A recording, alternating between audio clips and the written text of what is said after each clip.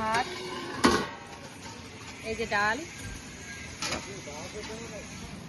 এই যে সবজি পালং শাক আলু কুমড়ো দিয়ে মানে পালং শাক আলু আর হচ্ছে বেগুন দিয়ে সবজি আছে। আচ্ছা, আর এখানে আছে মাছ, মাছের ঝাল আর কি। আচ্ছা, তো এই পাওয়া যায়। মাছের ঝালটা একটু দেখান। আচ্ছা, এই যে বাহ, মাছের মাছের সাইজের পিস গুলো দেখো, হ্যাঁ। পিস গুলো বেশ ভালো বড় বড় পিস আছে। তো আসতে হলে মানে এই যদি খেতে হয় কোথায় আসতে হবে?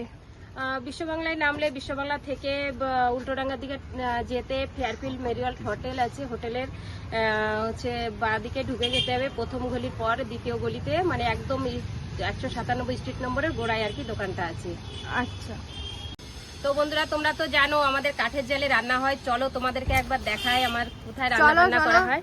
তাহলে এখনকার দিনে কাঠের জালে রান্না করা মানে তো সে বিরাট ব্যাপার।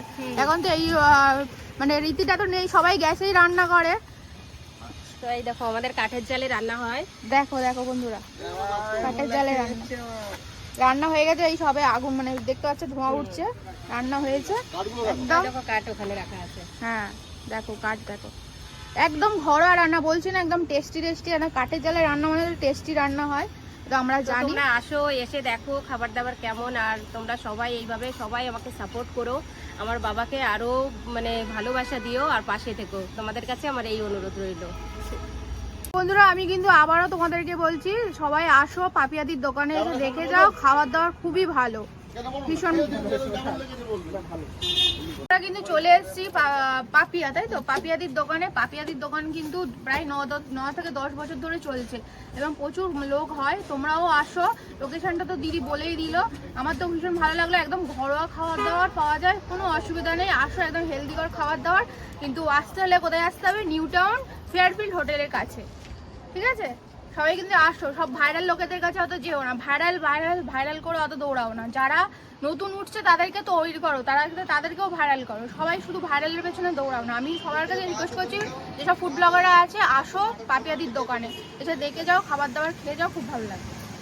আবার বলুন রাতে কি কি পাওয়া যায়? রাতে রুটি পাবে, সবজি পাবে, তরকা পাবে, ডিম কারি পাবে, ডিমের অমলেট, ভুজিয়া, আর এদিকে অন্যান্য আলু সবজি আরো থাকে আর কি, ঘুগনিও থাকে কোনো কোনো দিন।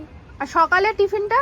সকালে টিফিন থাকে ব্রেড অমলেট, ঘুগনি মুড়ি, ঘুগনি রুটি, আর হচ্ছে অমলেট থাকে, ডিম সিদ্ধ থাকে, আর পোচ হয়। আচ্ছা, আর চা তাহলে এখন কন্টিনিউ চলছে? হ্যাঁ, চা সব সময় আর কি হয়। আচ্ছা, তাহলে আপনার কিছু বলার থাকলে বলুন।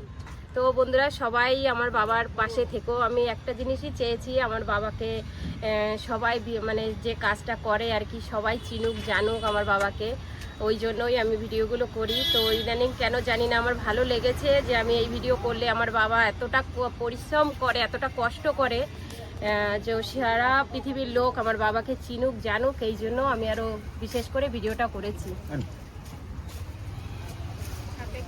বাবু আমার একটু ক্যামেরা করে রাখো।